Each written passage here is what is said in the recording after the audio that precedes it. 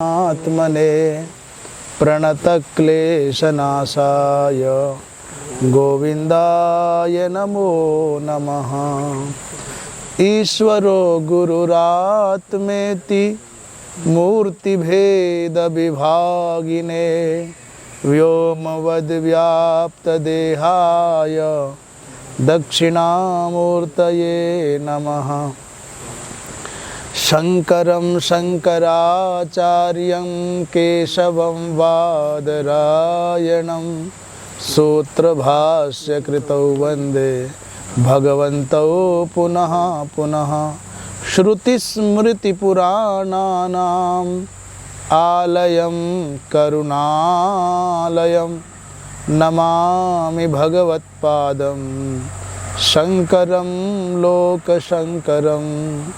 श्रीराम जय राम जय जय राम, राम जय राम जय जय राम, श्रीराम जय राम जय जय राम, राम जय राम जय जय राम, श्रीराम जय राम जय जय राम, राम जय राम जय जय राम। धर्म की जय हो, अधर्म का नाश हो, प्राणियों में भावना हो, विश्व का ज्ञान हो, गोहत्या बंद हो, गौ माता की जय हो, परम पूज्य धर्म सम्राट स्वामी श्री करपात्री जी महाराज की, जय हो, जगत गुरु शंकराचार्य भगवान की, जय हो, सदगुरुदेव भगवान की, जय हो, श्री वृंदावन बिहारी लाल की। जय हो।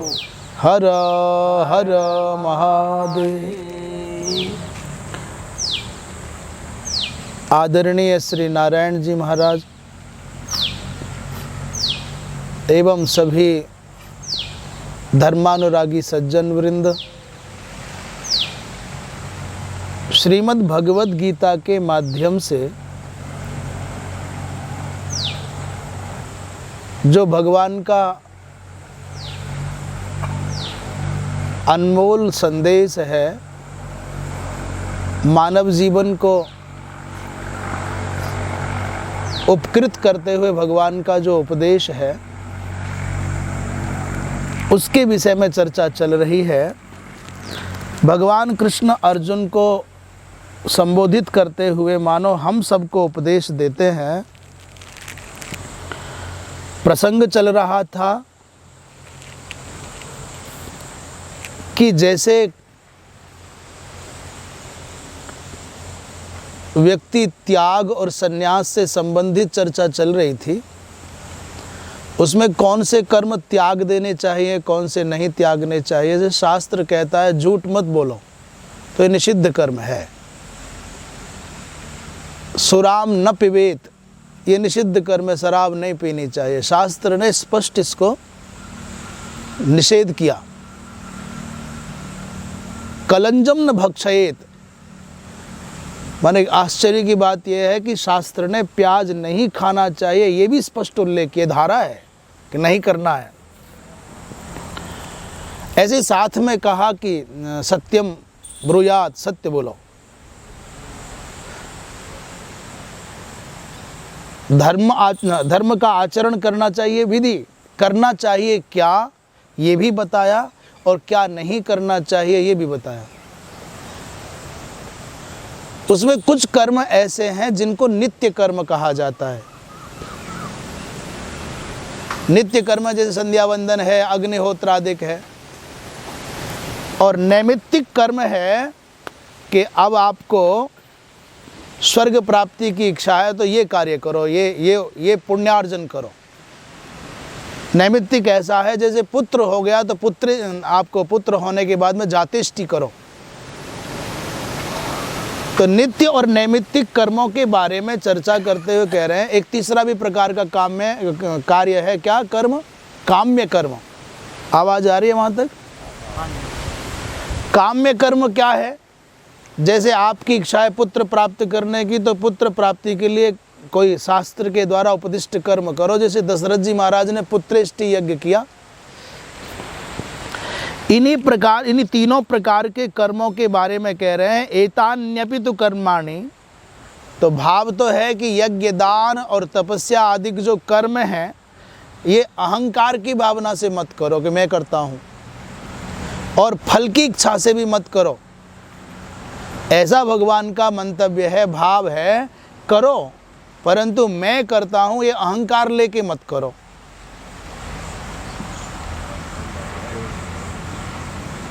ये थोड़ा आगे ले आओ उसमें पीछे। और मुझे इसका फल चाहिए ये भी इच्छा नहीं होनी चाहिए। ये बात हो गई। कुछ लोगों का ये विचार था, कुछ लोगों ने कहा कि अन्ये वर्णयन्ति नित्यानां कर्मणां फलाभावात् संगम त्यक्त्वा फलानि च इति न उपपद्यते। कुछ लोगों का विचार ये है कि ये जो नित्य कर्मों में कोई फल नहीं होता। यद्यपि ऐसा है नहीं, दुनिया में एक भी कर्म ऐसा नहीं है जिसका फल ना होता हो। वो बात एक अलग है कि आप ना चाहो, परंतु फल तो होगा ही होगा। एक भी ऐसी क्रिया दुनिया में नहीं, कर्म ऐसा नहीं जिसका फल ना हो। फल तो होगा ही, वो नित्य हो, नैमित्तिक हो, काम्य हो, कुछ भी हो। कहते हैं भाई, कुछ लोगों का विचार है कि भाई नित्य कर्मों का कोई फल नहीं होता, बस करो, ये करने के लिए बने हैं। तो फिर ये बात बनती नहीं है कि उसको आसक्ति करके करें कि ना करें, कि फल को त्याग करके करें कि ना करें। अपितु उसके स्थान पर एतानि अपि इति यानि काम्यानि कर्माणि, श्लोक में जो एतान्यपि पद का प्रयोग है उसके बारे में कह रहे हैं कि इससे ये कहा जा रहा है कि काम्य कर्म भी करो। नित्येभ्य अन्यानि, नित्य कर्मों से भिन्न जो काम्य कर्म हैं वो भी कर्तव्य दृष्टि से। फिर यज्ञ दान तपांसी नित्यानि, फिर नित्य कर्मों के कहने बारे में तो कहने की बात ही क्या है।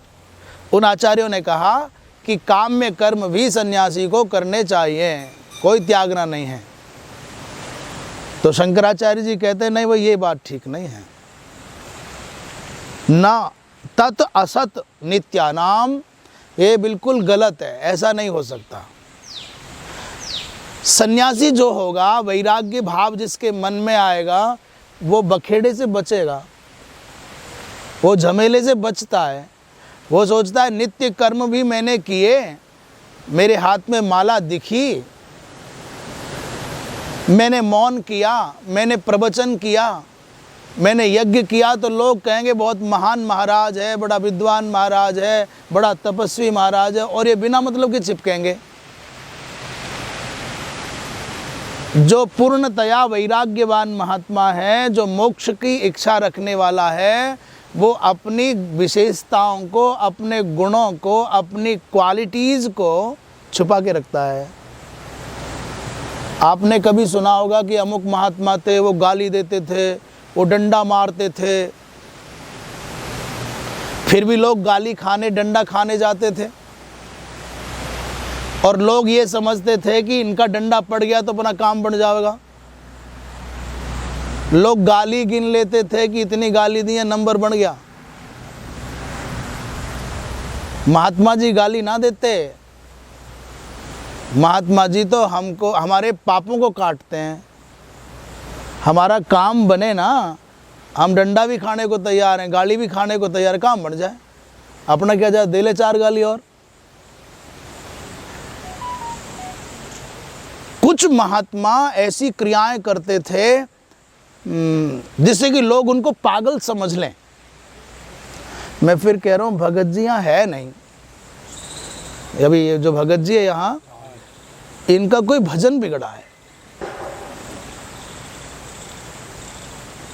ये कुछ गहरा है, जब भी बोलता है तो इनके मैंने 1-2 दिन शब्द सुने हैं, गहरा बोलते हैं। ये कोई सामान्य ऐसा व्यक्ति नहीं है कि अनाथ पड़ा हुआ है, तुम्हारे बर्तन साफ कर देता, रोटी खा लेता। बिल्कुल ना करे साफ हो तो अभी रोटी तो खावेगा, पर वो जानता है कि बिना किए खाना गलत है, इसलिए करके खाता है, और सबसे छोटा काम करता है, जैसे कोई करने को राजी नहीं है। ये पकी हुई मानसिकता, ये जो एक व्यक्ति की अंदर की ये सोच जो है बहुत मैच्योर है। ये परिपक्व सोच का परिणाम है कि सबसे छोटा काम पकड़ा जिसे कोई करना ही न चाहे।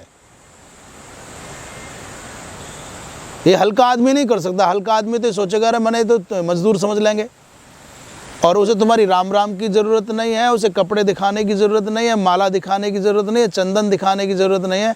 आज मैं सवेरे घूम रहा था तो कंबल में ओढ़े हुए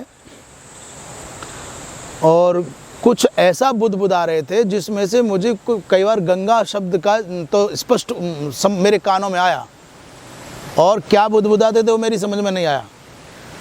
मैंने रुक करके ध्यान से सुना तो गंगा शब्द तो कई बार मेरे कानों में आया, और मैं नहीं जानता क्या था। एक व्यक्ति वो है कि मुझे जानो मैं कितना कितना अच्छी बातें जानता हूं, एक व्यक्ति वो है जो अपने आप को छिपाता है। तो कह रहे हैं भाई ये बात बिल्कुल ठीक नहीं है। तत् असत नित्यानाम कर्मणाम अपि फलवत्वस्य उपपादितत्वात्। भाई नित्य कर्म भी तो फल वाले ही हैं। ऐसा पहले कह के यहाँ यज्ञो दानम तपश्चैव पावनानि इत्यादि वचनेन आपने सुना ही है कि यज्ञ दान तप करने चाहिए, क्योंकि ये चित्त को, हृदय को, मन को शुद्ध करने वाले हैं, इसलिए जरूर करें। और ये नित्य कर्म है, करना ही चाहिए। खैर नित्यानि अपि कर्माणि, जिस महात्मा के चित्त में नित्य कर्म भी बंधन का भय पैदा कर देते हों, वो इसलिए यज्ञ से बच गया है कि लोग मुझे धर्मात्मा और ज्ञानी समझेंगे, वो इसलिए माला लेकर के जप करने से दिखने से बच रहा है कि लोग मुझे तपस्वी समझ लेंगे। तो जो बंध के हेतुत्व की शंका से भरा है और जिहासु माने मुमुक्षु है, उसका लक्ष्य मोक्ष प्राप्त करना, स्वर्ग नहीं चाहता, वो समाज में सम्मान नहीं चाहता। जितने लोग दुनिया में आपकी प्रशंसा करेंगे उतना ही आपके पुण्यों का क्षय होगा। जितना दुनिया में आपके ऊपर फूल माला चढ़ेगी, पुष्पों की वर्षा होगी, आपकी जय जयकार होगी, उतना ही आपके सत्कर्मों का घाटा है। मैं क्या कह रहा हूँ, बात समझ में मास्टर जी हो रही है ना। और जितनी आपकी निंदा होगी, कह रहे बहुत बुरा आदमी है, आपके अंदर बुराई नहीं है पर लोग बुरा बता रहे हैं, उतना ही आपके पाप कटेंगे। इसका मतलब ये नहीं है कि बुरे काम कर रहे हो तो करे जाओगे, गाड़ी अच्छी है देन दो, वो तब कटेंगे जब बुरा काम नहीं करोगे। और बुरा करके गाली तो मिल रही है, मिलेगी वो तो। एक छोटी इस बात को पूरा करके कहानी सुना दूं। ऐसे महात्मा का काम्य कर्मों में क्यों प्रवृत्ति होगी, क्यों प्रवेश होगा, क्यों करना चाहेगा, जो नित्य कर्मों को इस डर से नहीं कर रहा है कि चिपक जाएगी दुनिया, ये सम्मान होने लग जाएगा। तो भला बताओ उसकी काम्य कर्मों में कहीं प्रसक्ति होगी। और दुनिया का कोई कर्म दूरेण ह्यवरं कर्म, गीता जी में अनेक बार ऐसा प्रसंग आया है। भगवान कहते हैं कि भाई ये कर्मों का परित्याग कर दो, नहीं तो बंधन में ही जाओगे। काम में कर्म किए तो बंधन ही होगा, ये निंदा है। और क्या यज्ञ के अतिरिक्त जितने कर्म है सारे बंधन के हेतु हैं, इसलिए काम्य कर्मों का बंधन, काम्य कर्मों के द्वारा बंधन बताया जाता है, ये निश्चित हो गया। और त्रैगुण्य विषया वेदा त्रैविद्या माम सोमपाह क्षीणे पुण्य मर्त्य लोकम विशंति, इस प्रकार अनेक गीता जी के वचनों के द्वारा सिद्ध हो गया। कितने भी पुण्य कर लो आप, उन पुण्यों का फल होगा स्वर्ग में चले गए, आप सुख भोग रहे हो। पर कब तक, जब तक आपके पास में पुण्य की संपत्ति है। पुण्य पूरा हो गया तो वहाँ से धक्का मार के नीचे गिरा देते हैं। ये 5 स्टार होटल में गए आप, आपने फीस जमा कर दी, तो जब तक आपकी बुकिंग होगी तब तक आप होटल की हर सुविधा का स्वाद ले सकते हो।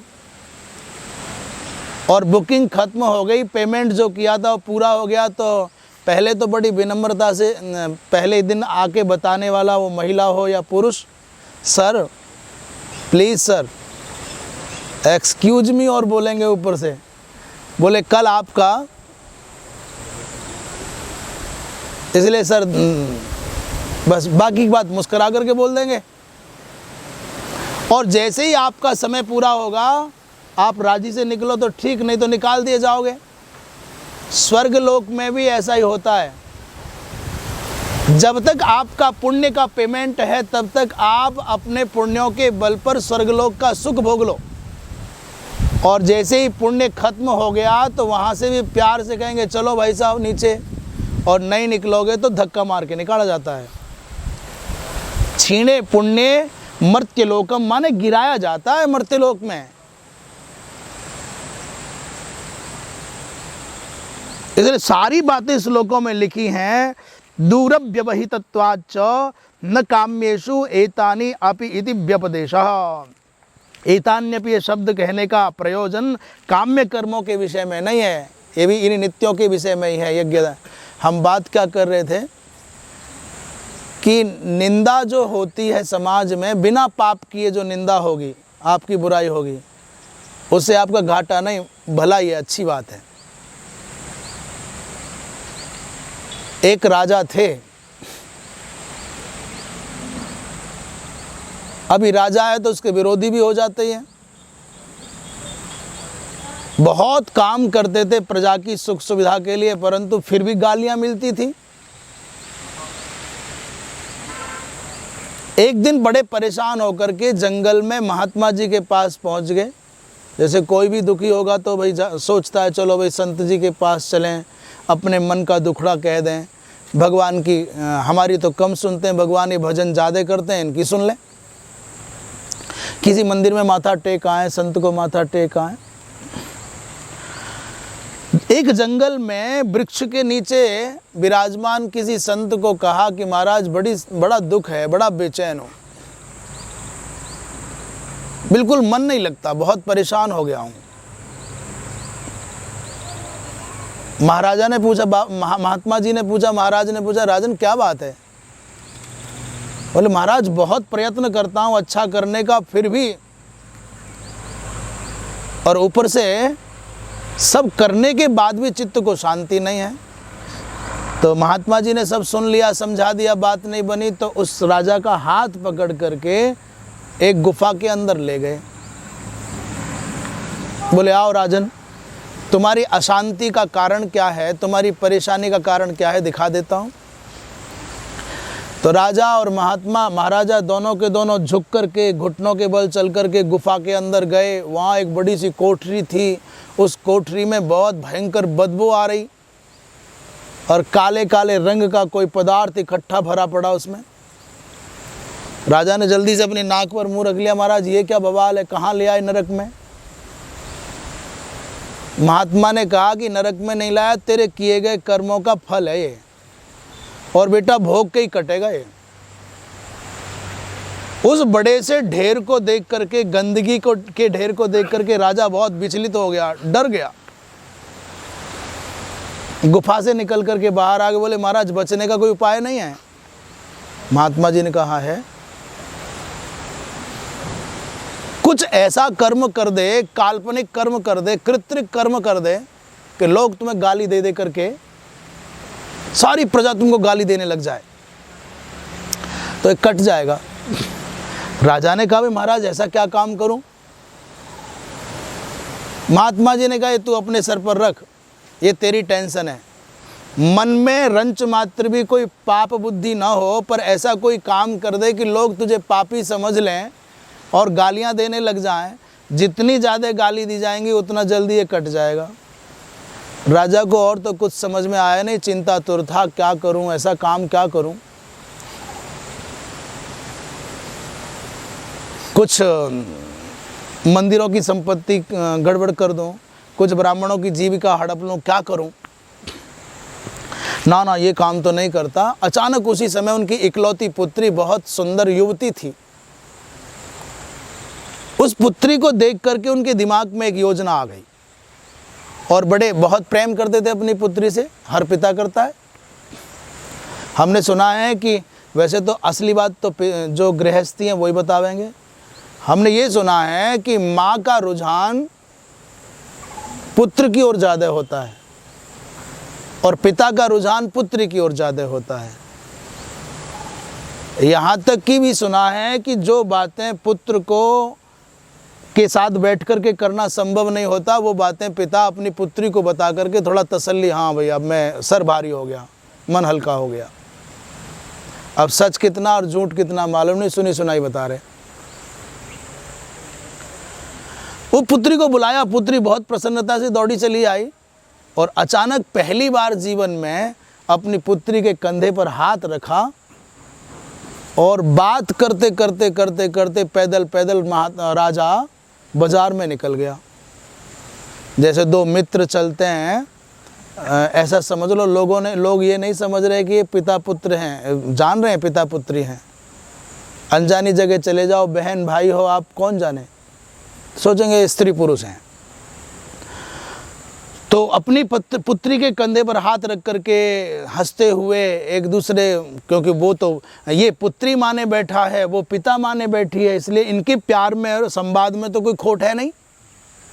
पर संसार उनको अब पिता पुत्री नहीं मान रहा। संसार क्या मान रहा है? ये तो स्त्री पुरुष हैं, ये तो लड़की लड़के हैं। उन लोगों ने कहा रे राजा को पहले ही शंका होती थी इसके आचरण पर, इसकी तो बुद्धि भ्रष्ट हो गई, ये तो महाभ्रष्ट हो गया भाई। अरे राजा होने के लायक नहीं रहा हो, ये तो घोर पापी है, इसने अरे कहीं नरक में भी जगह नहीं मिलेगी इसको, अपनी पुत्री को ही नहीं छोड़ा।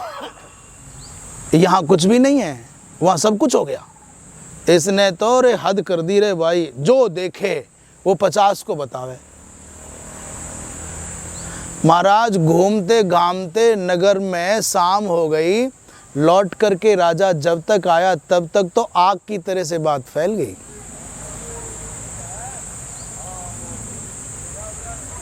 जीना हराम हो गया राजा का। घर आया तो पत्नी ने मुंह घुमा लिया, तुम्हारी बुद्धि सड़ गई बुढ़ापे में। सब एक बात क्या है? बोले बात क्या है? इतना परेशान हो गया, 2 दिन में ही लौट करके राजा फिर महात्मा के पास पहुंचा। महाराज आपने अच्छी आग लगाई, मेरा तो जीना हराम हो गया, ना भोजन कर सकता हूँ, ना नींद आती है, जहाँ जाऊँ वही लोग थू थू कर रहे हैं। महात्मा मुस्कराए, बोले तुम मुस्करा रहे हो, मेरे तो जीवन खराब हो गया, मेरा तो मरना हो गया। महात्मा ने कहा घबरा मत भाई, बहुत अच्छा हुआ। अरे क्या अच्छा हुआ कि जीऊँ कि मरूं? महात्मा ने हाथ पकड़ा और अंदर ले गए गुफा में। देखा तो सारा सब मैदान साफ, वहाँ थोड़ा सा ढेर बचा। उसने महाराज ये क्या चमत्कार हो गया? बोले जितनी गालियाँ तैने खाई हैं बेटा, दुनिया में कोई नहीं खा सकता, और जितने लोगों ने तुझे जाने भी ना तुझको गालियाँ दी हैं, उन लोगों ने बांट लिया सारा हिस्सा, फिर ये किसका बच गया? बोले ये रहस्य की बात है, रहने दे, भोगना ही पड़ेगा। राजा पे रुकाने गया, महाराज सच सच बताओ कि ये बच कैसे गया और ये सारा खत्म कैसे हो गया? महात्मा ने बता दिया जितने लोगों ने तुझको अनजाने में गालियां दी, निंदा की, पीठ पीछे, सारे बांट ले गए अपने अपने हिस्से में। तो फिर ये कैसे बच गया? तो महात्मा ने कहा कि चल कपड़े बदल, वेश बदल, मैं भी बदलूं और तू भी बदल। दोनों एक सामान्य से कपड़े पहन करके और बाजार में घूमते घूमते घूमते घूमते एक जगह पहुँचे तो चौराहे पर एक मोची, जो भैया जूता वूता ठीक करते हैं, वो अपने आनंद में गर्दन नीचे किए हुए, हम तो माला जपते हैं तो 10 दिशाओं को देख लेते हैं, वो बंदा जूता ठीक कर रहा है और नज़र उठा करके ऊपर नहीं देखता कौन आया कौन गया। किसी ने अपना पैर रखा, उसका जूता उतारा, उसने उसे पॉलिश कर दिया, ठीक कर दिया और छोड़ दिया जूता ले जा। किसने कितने पैसे दिए कि ना दिए ध्यान ही ना देता। लोग अपनी मर्जी से कुछ डाल जाते, किसी से बात ही नहीं करता, आँख ही नहीं उठाता। हम पाठ करते हैं हनुमान चालीसा या उस मंदिर में पूजा करते हैं या माला जपते हैं तो हम 10 दिशाओं पर ध्यान रखते हैं, और वो इतना तल्लीन है अपने कार्य रूपी पूजा में, कर्म ही पूजा है। इस पद्धति से महाराज महात्मा ने कहा ये है वो आदमी, जिसका हिस्सा बचा रह गया है। राजा ने कहा क्या बात करते हो महाराज, ये तो मोची है, जूता गांठता है, क्या बातें कर रहे हो। बोले जिसको तू मोची समझ रहा है, जूता गांठने वाला समझ रहा है, वो आध्यात्मिक दृष्टि से बहुत पहुंचा हुआ, बहुत गहरा इंसान है। बाहर मत देखो, कुछ अंदर भी देखना सीख। राजा को विश्वास नहीं हुआ, महात्मा जी लेके गए। उन्होंने कहा अरे भाई ये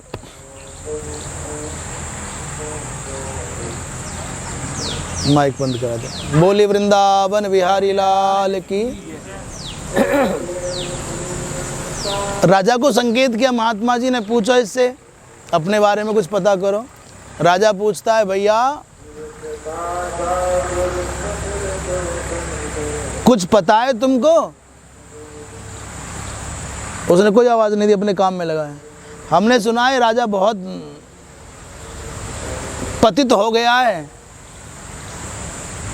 पहले से ही कितनी रानियां रही होंगी, पर अब तो अपनी पुत्री पर उसकी दृष्टि खराब हो गई है। उसने कहा चुप कर चुप, मैंने कुछ ना देखा, ना मैंने कुछ सुना, ना मैं कुछ जानूं। उसके कर्म उसके साथ में, यहाँ बात ना कर, बकवक ना कर, तू तेरा काम कर, मुझे मेरा काम करने दे। राजा ने कहा गजब आदमी है। अरे भाई तू प्रजा में रहता है, तू भी दुनिया में रहता है, नज़र रखनी चाहिए सब, कोई गलत करे तो उसका विरोध करना चाहिए। उसने बाबा मुझे मेरा भजन कर लेने दो, तुम तेरा काम करो, मुझे मेरा करने दो। राजा करेगा उभरेगा। बहुत प्रयत्न किया, एक बार भी उस जूता गांठने वाले भाई ने राजा को अपशब्द कह के नहीं दिया। महात्मा ने राजा का दबाया हाथ, बोले चल हो गया काम, ये तो बेटा भोगना ही पड़ेगा।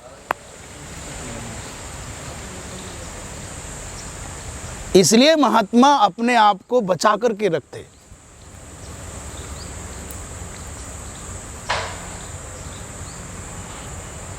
ये संसार नहीं जानता तुम क्या हो, ये तो तुम में अच्छा देख लेगा बाहर की आंखों से तो प्रशंसा कर देगा, और बुरा देख लेगा तो गाली दे लेगा। हमें पता ही नहीं हम कर क्या रहे हैं और क्यों कर रहे हैं। अभी बोलने वाले कहते हैं वर्तमान जो सरकार में है उनको गाली दे लेंगे, कोई कांग्रेस का झंडा लिए घूम रहा है, कोई भाजपा का झंडा लिए। अरे बाबा तुम्हारा क्या लेना देना, एक दिन वोट देने के लिए तुमको निमंत्रण मिलता है, चुपचाप अपनी मोहर लगा के आ जाओ। क्यों सारा समय खराब करते हो बकबक में। अब हमारा समय, हमारी ऊर्जा, हमारा इतना अमूल्य जीवन व्यर्थ की बातों में बीतता है, उसका क्या मतलब है। तो भाई कहने का आशय था कि महात्मा अपने स्वभाव को, स्वरूप को छुपा करके रखते थे, और जो अपने स्वभाव को, स्वरूप को छिपा करके रखेगा, नित्य कर्मों से भी बचेगा, बंधन का कारक मान करके, भला वो काम में कर्मों में जाएगा। इतना तो साधु का कर्तव्य बनता है कि शरण में जो आ गया प्रभु से कह दो प्रभु इसका भी भला हो, अपने आप को उसमें डुबा दे कि मैं हूँ, जिम्मेदारी मैं ले लूँ, चिंता मत कर, तो फिर ठीक नहीं। अग्रिम श्लोक में तस्मात् अज्ञस्य अधिकृतस्य मुमुक्षोः, जो आत्मज्ञानी नहीं है, जो कर्माधिकारी है, उस मोक्ष की इच्छा वाले के लिए बता रहे हैं। नियतस्य तु संन्यासः कर्मणो नोपपद्यते मोहात् तस्य परित्यागस्तामसः परिकीर्तितः। नियतस्य तु संन्यासः कर्मणो नोपपद्यते मोहात् तस्य परित्यागस्तामसः परिकीर्तितः। भगवान कृष्ण कह रहे हैं हे पार्थ, नित्य कर्म का जो परित्याग है वो बनता नहीं है, नित्य कर्म त्यागा नहीं जा सकता। नित्यस्य कर्मणो संन्यासः न उपपद्यते, नित्य कर्म तो करना ही होगा, और कोई मोह के कारण, अज्ञान के कारण उसका परित्याग करेगा तो वो त्याग कैसा होगा, बोले तमोगुणी त्याग होगा। जो सन्यासी है, ज्ञानी है, वो तो जान करके त्याग रहा है, क्योंकि उसका कोई प्रतिफल उसको चाहिए नहीं, अहम बुद्धि है ही नहीं, बाहर दिखावा करता है नहीं, अंदर करता है। वृंदावन बिहारी लाल की। तो नित्य कर्म का परित्याग नहीं हो सकता। सन्यास तो जो काम्य कर्म है उन्हीं का संभव है, और जो मोहपूर्वक उनका परित्याग करता है वो तमोगुणी त्याग कहलाता है, उसका कोई फल नहीं हो सकता। भगवान शंकराचार्य कहते हैं कि नित्य कर्म का जो सन्यास है उसकी कोई दुनिया में विधि नहीं है, कहीं शास्त्र में उल्लेख नहीं है कि मत करो। संध्या वंदन के परित्याग का निषेध नहीं है। हाँ, सूतक लग जाएगा तो संध्या की प्रक्रिया में बदलाव आ जाएगा, संध्या नहीं छूटेगी। आप जो बाह्य विधानों से करते हो आंतरिक विधान से कर लो, उपासना नहीं छूटेगी। जो अज्ञ है उस अज्ञ के, अनात्मज्ञ के चित्त की शुद्धि का हेतु होने के कारण ये कर्म नहीं छोड़े जा सकते, परंतु मोह अज्ञान के सहित जो नित्य कर्मों का परित्याग करता है वो व्यक्ति उस त्याग के फल को नहीं प्राप्त करता, उसको चित्त शुद्धि रूप फल प्राप्त नहीं होता। अरे भैया, नित्य कर्म तो अवश्य कर्तव्यता में आते हैं, इनका परित्याग नहीं हो सकता। त्यागोगे तो उसके त्याग से तुमको दोष और लगेगा। मोह निमित्तक त्याग को तमोगुणी त्याग कहा जाता है, इसलिए मोह ही अंधेरा है, ऐसा भगवान शंकराचार्य कह रहे हैं। आज के प्रवचन का भाव ये है, बोलिए वृंदावन बिहारी लाल की। आज के प्रवचन का भाव ये है कि कई लोग ऐसे होते हैं, वो इस चक्कर में छोड़ देते हैं किसी भी दायित्व को दे पूज, खासकर पुरुष समाज का ये स्वभाव है। वो माताओं से कहे तू कर ले, दीपक बत्ती पूजा पत्री जो करना तू कर ले, और हम क्या करेंगे, बोले हम गप लड़ावेंगे, बाहर जा रहे घूमने। आप में तो ऐसा कोई ना करता। घर की पूजा वूजा का आले में जो ठाकुर जी रखे होंगे या कहीं चित्र लगा होगा, सवेरे शाम की धूप बत्ती दीप बत्ती अगरबत्ती कुछ करनी होगी, तो वो काम किसका, न तो ही कर ले। और यदि कथा हो रही है कहीं, माता कहेगी जी वहाँ जाना है चलो, अरे तू ही चली जा, तो भाई तू क्या करेगा, बोले मैं गप मारूंगा, मैं गांव में घूमाऊंगा। अरे तने तुझको पता नहीं कितना बिजी हूँ मैं, कहाँ, और कुछ नहीं करेगा, ताश ही पीट लेगा बैठा बैठा। तो धर्म का काम भी प्रायः पुरुषों ने माताओं को छोड़ रखा है। हाँ तू कर ले, कि जी कहीं गौशाला में देना तू ही दे आ। ऐसा होता है कि नहीं होता कि मैं वैसे ही नंबर बना रहा हूँ। इस चक्कर में बिना जाने जो पुण्य कर्म करने से अपने आप को बचा ले जाता है वो तमोगुणी त्याग है, वो प्रशस्त नहीं है। दूसरा कहते हैं दुःखमित्येव यत् कर्म कायक्लेश भयात् त्यजेत् सकृत्वा राजसं त्यागं नैव त्याग फलं लभेत्। दुःखमित्येव यत् कर्म कायक्लेश भयात् त्यजेत् सकृत्वा राजसं त्यागं नैव त्याग फलम लभेत।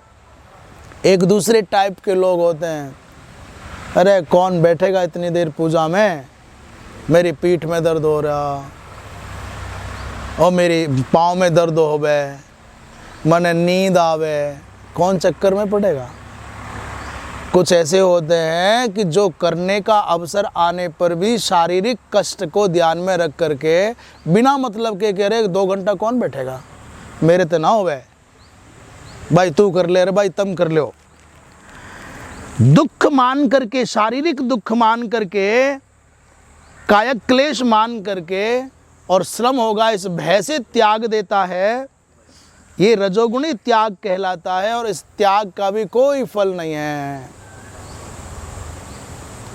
इससे भी चित्त शुद्धि नहीं होगी। अर्थात आपको कोई त्याग भी करना है तो रजोगुणी त्याग करोगे, तमोगुणी त्याग करोगे तो उसका कोई फल नहीं होगा। दुख मान करके, शारीरिक परेशानी मान करके आपने परित्याग किया कर्तव्य का, तो ये भैया ऐसा त्याग भी किसी काम का नहीं है। अरे त्याग करना है, अच्छा त्याग क्या होता है? एकादशी का व्रत है जी, एकादशी का व्रत है इसलिए क्या नहीं खाना? बोले रोटी सब्जी दाल चावल नहीं खाना। और वो जो बाजार का क्या बोलते हैं, कौन सा नमक होता है? आयोडीन वाला नहीं, सेंधा नमक तो खाते हैं, आयोडीन वाला वो बाजार वाला नमक नहीं खाना, फलहारी नमक खाना है। इसके सिवा भाई साहब वो कुछ छोड़े ही नहीं। एकादशी और सवेरे से एहसान जतावे अगर मैं तने बेरा नहीं, तने पता आज मेरी एकादशी है, आज मेरा फास्ट है। और सवेरे चाय से शुरू होती है और पकौड़ी हलवा और